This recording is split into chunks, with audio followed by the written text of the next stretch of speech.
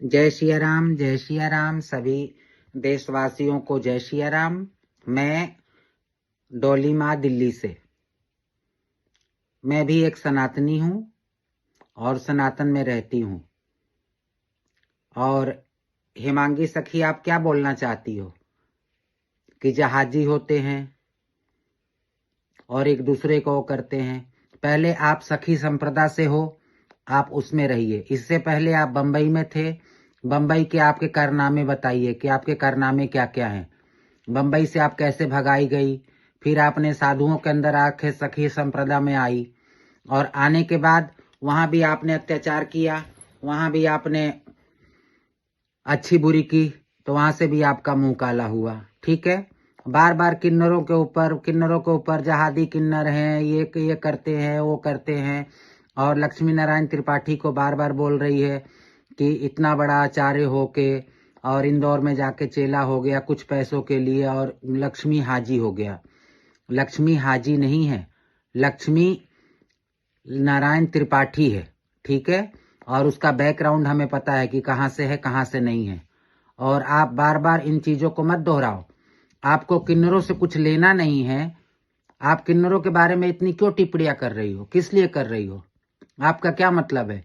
जब आप सनातन में जुड़ी हुई हो और सनातन तुम्हारा धर्म है, तुम कथावाचक हो, कथा करते हो, तो कथा से पैसा कमा रहे हो। अब तुम्हारी मार्केट नहीं चल रही है तो किन्नरों के ऊपर तुमने बवाल चालू कर दिया कि ये हिंदू हैं और मुसलमान हैं। कौन हिंदू है और कौन मुसलमान है दुनिया को नहीं पता है। और आज तक हिंदू मुसलमान थे ही नहीं दुनिया में। आज तुम नया क्या बताना चाहती हो? जिस गुरु के यहां से निकल के आई हो ना बंबई से, और तुम्हारा गुरु मुसलमान था, मैं नाम नहीं लेना चाहती हूं। ठीक है, उसके घर में तुमने भी सब कुछ किया और करने के बाद आज तुम वैष्णो बन गई हो, आज तुम जगत गुरु बन गई हो, आज तुम सखी संप्रदा में आ गई हो। ठीक है, इतनी बातें नहीं करो, इतनी बातें अच्छी नहीं है। आप बहुत अच्छे हो और कथावाचक हो और दुनिया को उपदेश देती हो, तो वहीं तक रहो। और हिजड़ों के पीछे पड़ने से आपको कुछ नहीं मिलने वाला है। जिसके नसीब में जो होता है वही मिलेगा। और मुसलमान मुसलमान मुसलमान मुसलमान, क्या मोदी जी को नहीं पता? हमारे माननीय मोदी जी को भी पता है कि हिंदुस्तान के अंदर 7 कौम रहती है। एक हिंदू और एक मुसलमान नहीं रहता है। और हम किसी एक माँ के जाए की हमारी संतलत नहीं है। हमारे 7 बिरादरी के 7 जात के हिजड़े होते हैं। उसमें हिंदू के घर में भी हिजड़ा पैदा होता है, मुसलमान के घर में भी हिजड़ा पैदा होता है, सिख के घर में भी हिजड़ा पैदा होता है, ईसाई के घर में भी हिजड़ा पैदा होता है, हर किसी के घर में हिजड़ा पैदा होता है। आप क्या लक्ष्मी को टारगेट बनाना चाहती हो? वो अपना अखाड़ा लेके चल रही है, अखाड़ा चला रही है।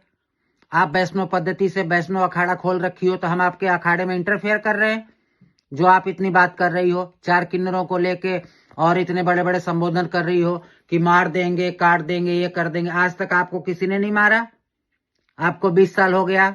आपने 15 साल बंबई में रोडों पे तुमने अच्छा बुरा किया, लोगों का पॉकेट मारा, लोगों का जेब काटा, जब आपको कुछ नहीं हुआ।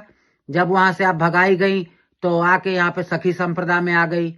यहाँ भी आपने उल्टा सीधा कुकर्म किया, तो यहाँ भी वृंदावन के सारे सनातनियों ने मिलकर तुम्हारा इलाज किया। अब तुम देख रहे हो कि कहीं कोई टारगेट नहीं बन रहा है, तो किन्नरों को टारगेट बनाओ। इन बातों में कुछ नहीं रखा हुआ है। आप अपनी रोटी जैसे कमानी है कमाओ, लेकिन हिजड़ों को टारगेट मत बनाओ, किन्नरों को टारगेट मत बनाओ। हिजड़े हिजड़े ही रहेंगे, किन्नर किन्नर ही रहेंगे।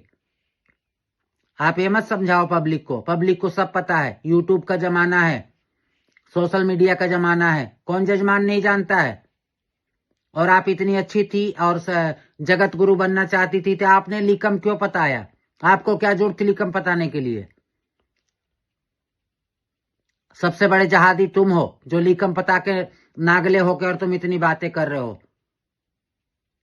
थोड़े बोले को ज्यादा समझना। जय सिया राम।